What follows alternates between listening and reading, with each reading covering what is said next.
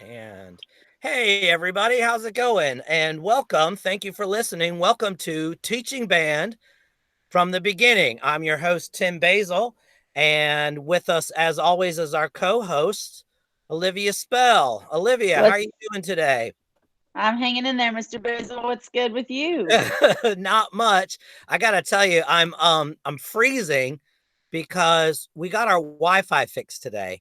But when they turned it off, everything got knocked off. All our TVs and in our we didn't even think about this, our thermostat got knocked offline. So by the time we put it Oh. back on, now I'm in the back of the house where it's just freezing cold. So I brought my heating pad back here. I'm sitting on my heating pad like an old man, just trying to keep warm. Oh, that's So, awesome. so that's what's going on with me today.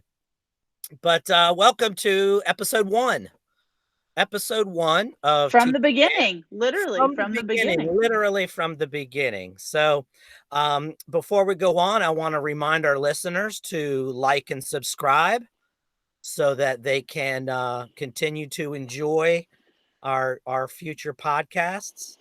And today's topic. So you got your first job teaching band. Now what? Congrats. What do Now, you do? congratulations. Now what are you Yay. gonna do? Right? I think for all of us in our situation when we were first year teachers, I think the ultimate goal is survive, you know? Absolutely. And and here's some survival goals. And this is literally what we've all gone through. Goal number one, survive your first day. Your Whew. first day of school. Survive your Whew. first day of school.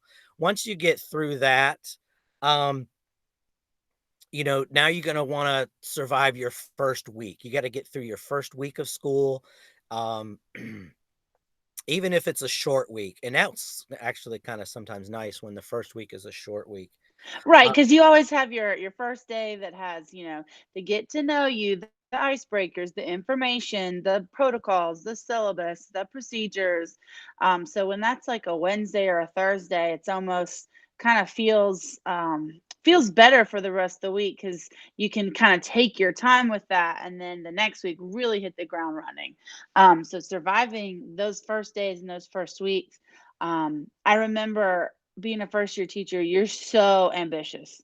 And that first oh day yeah, comes around and you think you are ready. You've made all your plans and you've made all your copies. And 9 times out of 10, you probably have too much planned, and you're yeah, over prepared. right, for sure. Which you know what is not a bad thing because Right. I think people will find it is way better to be over prepared and have stuff left over you didn't get to than to be underprepared. You've taught everything you planned on teaching, and there's still 15 minutes left in the class. Absolutely. Sure. But just keeping in mind that the whole year is a marathon. It's not a sprint. And there's definitely no winners first to the finish line.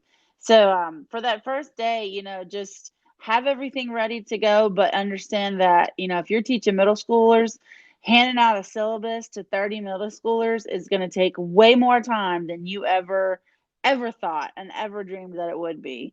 A little easier in the high school realm, but it just depends on what your audience is for sure. Absolutely. And then after that, we want to start to look a little further long term, but not too much. You still want to keep it short. You want to survive your first month. Hmm. You want to see if your first week went well. You want to duplicate that, and then I think the last survival goal is to survive that first grading period. Once you get to the end of the first grading period and you figure out how that grading program works and you get through all of that. Now I think you really got your feet under you and you're starting to feel more comfortable in your new skin and you're able to just to be able to relax a little bit and start to let your personality come in and really start to do those things that you wanted to do. Yeah. Absolutely, yeah, and I think it's really great to think about it in these kind of four different categories. You've got your first day, you've got your first week, and let me tell you, after that first week, you are going to be tired. all the memes and all the sayings saying talking about, being first week teacher tired or back to school teacher tired.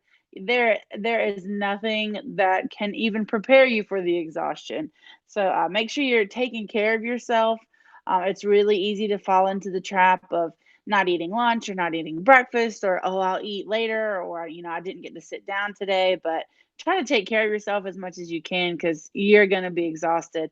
But like Mr. Basil said, have those goals, first day, first week, first month, first quarter. Hopefully in that first quarter, you've gotten a concert, which is, probably a whole nother episode, your first concert. Oh, absolutely, Um, for sure. but hopefully you've gotten that under your belt and you're really kind of starting to hit your stride.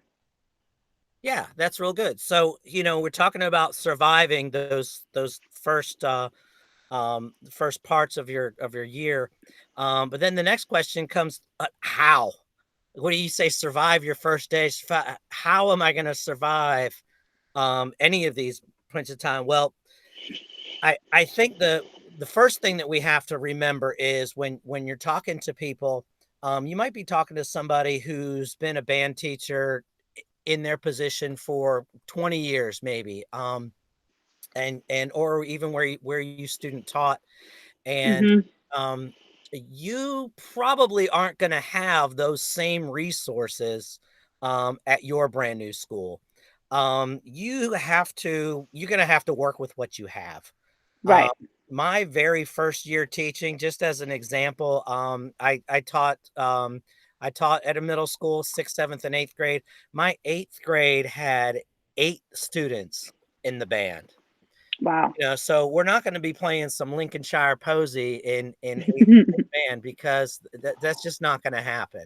You know, Right. um, we're probably going to be playing. We're probably going to be playing out of the book and going back and learning all the stuff that they didn't learn. Um, Right.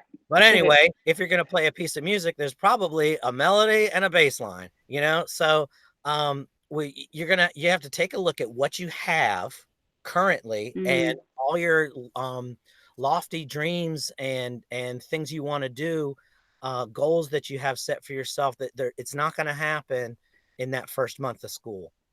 You right. know, um, what you're going to want to do is before your classes even start, hopefully you're going to have some teacher work days. You're going to want to find all of the band directors in your area, in your district or county, however it's set up, and you want to get with these experienced directors, and you just want to ask a million questions, and just Absolutely. ask questions and take notes. And 99 times out of 100, um, the other band directors in your area are going to be happy to help you and give you advice. And that one time out of 100, someone isn't going to be like that. You don't want their opinion anyway. Right. Absolutely. That took me a really, really way too long to learn that there are so many people in our profession that are willing to help. There is no question too little or too big or too dumb, or there is no bad question to ask. I know my first year teaching, I didn't even realize it until about 3 years into teaching, but I really leaned on my cooperating teacher for my student teaching experience, and I could call him day or night, middle of class, shoot him a text, shoot him an email. Hey, did you do this? Hey, do you have this document? Can you share this with me? And Right, he was right. absolutely more than welcome to help. And that was a huge resource for me. And then Right. as you get older, those types of colleagues and mentors, they develop into different people. But that was one that I really leaned on. And like you said, people in your county, people in your district, people you went to school with. Oh, You're absolutely. Use your college friends as Mhm. a resource. Right.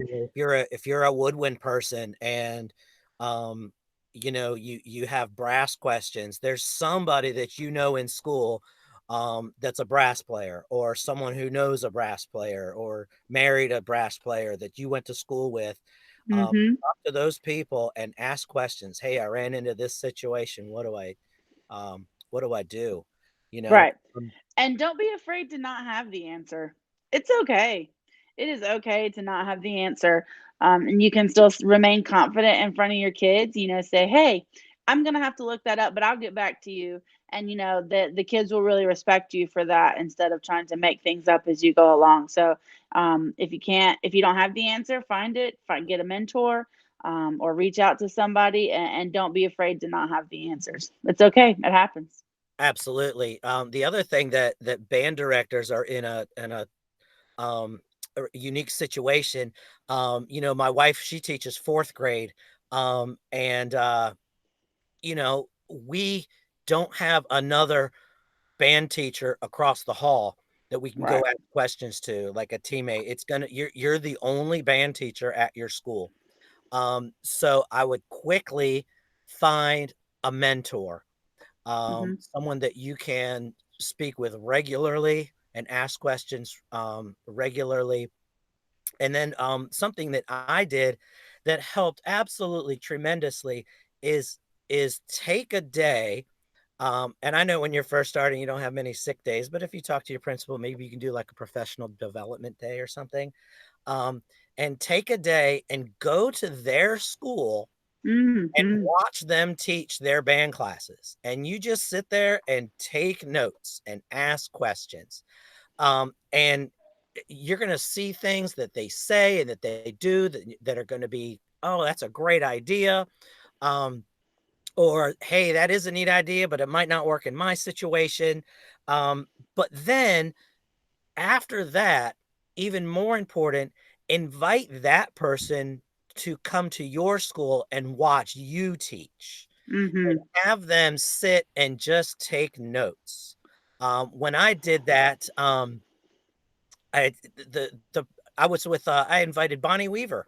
Um, Bonnie Weaver came out, and I was teaching, doing my thing, and after class, she said, "Did you notice that you didn't notice that kid chewing gum over there, did you?" No, of course not.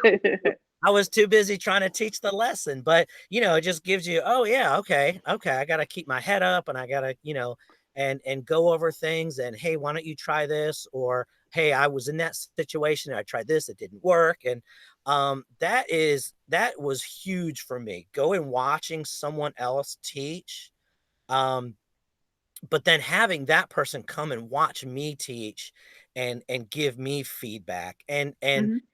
have thick skin about it. You're gonna make mistakes. It's part of the process, and when they give you advice, take it. Take the advice. Yeah, Yeah, and I want to branch off of that for a second, Mr. Basil. yeah, We, as you know, I love that your wife has a fourth grade teacher that she can talk to, and while we're the only band director at our school, I do encourage you to find an ally on campus. They don't have to be the band teacher. right. They can be Yeah, the chorus teacher or the drama teacher or the PE teacher. I know when I taught. somebody who knows their way around your Right. So school. then, when you're done with that first quarter, how do I submit my grades? Or those first weeks, how do I do attendance? Where do I make my copies? Who do I talk to about vacuuming my floor? Like all those things, God, that yeah. you really don't think about. Find you an ally on your campus. And while they won't know much about band. They'll know about your school culture and kind of the struggles of that life as opposed to the band life. So yeah, find you an ally on your campus. Yeah, fantastic. And we talked about, your college friends and just for asking them for advice and especially like specifics. If you've got a beginner, where do I put the mouthpiece on the face? Is it right smack in the center? Am I going to move it up a little bit? Am I going to move it down a little bit? There's all these little nuances that Hmm. just people who played that particular instrument all through school can help you with it that you don't have just because your main instrument is something else. For um sure. and then the last thing I would say is, and this is the relatively recently, one of the new buzzes is the PLC, the Mm. professional learning community. That's basically um all of your fellow band directors. Right. And instead of having a department meeting or a faculty meeting, you have a PLC meeting where you and the rest of the middle school band teachers or the rest of the high school band teachers get together and have a meeting. And I would definitely suggest that you get involved with that. If they start going around and say, "Hey, let's take turns teaching different topics," jump in Mhm. and get that experience, and then listen to their feedback and their critique for sure. That's super important. And use that as a resource for ideas. You know, right now in this new situation that we're in, our high school band director PLC is meeting once a week, and we're using that to kind of bounce ideas off of each other. I'm excited this week to hear how Mr. Jones and his virtual band went, to see how Absolutely. successful that was and how he facilitated that. I took a couple ideas away from last week's meeting, so use that to not only share ideas, but you know, this whole band thing we do, it's nothing but stealing ideas from everybody else. So use that PLC as a point of reference for things that you could do, or you know, like we said earlier, that might not work in the situation that you're in currently, but you could, you know, put it in your bag of tricks and save it for a rainy day, or figure out how to adapt it to your needs in your situation. Fantastic. Yeah, absolutely. I agree 100%. And so we've kind of been talking in generalities a little bit, make sure you do this. And I want to, as we wrap up here, kind of talk a little bit about maybe a future episode where we're going to probably talk to a director who has been through um, exactly what we just described, thrown Hmm. into a brand new school situation where the band program is not in the best shape, um, brand new teacher, struggling program. Um, a place where you're going to make mistakes, and talk to some of those people and say, well, what did you do to survive? Right. What did you do when you got into this situation, and what worked and what didn't work? So I think that I'm going to be excited about looking forward to that. We also want all of our listeners to go out and find resources. We're in this information technology. We've got the Hmm. YouTube. We've got all of these great resources. Um, There's so many people offering webinars and professional development. I know I watched a free webinar with Richard Saucedo the other night. There's all kinds of different apps and things offering free subscriptions. So really, really utilize your time now to kind of stock up and fill your bag of tricks, if you will. There's plenty of resources out there. Absolutely. There's probably more than you can handle. And Right. a couple of other, definitely, I hope that this podcast is one that you'll put in your list of reliable resources. A couple of other podcasts that kind of talk about the same thing. I want you to go check them out because something special about band. We don't compete against each other. Hmm. We're always willing to help each other. If I find something that works, I'm going to talk to you. There's a couple of podcasts, the Music Ed Mentor podcast, if y'all want to check that out. And there's another one called Program Notes. Um, Okay. so absolutely feel free to go and listen to those. And hopefully you'll start to hear some things echo through all of the different resources. You hear 3 or 4 different people say the same thing. Well, then Hmm. it's something that you really want to start to pay attention to. It's probably true. So Absolutely.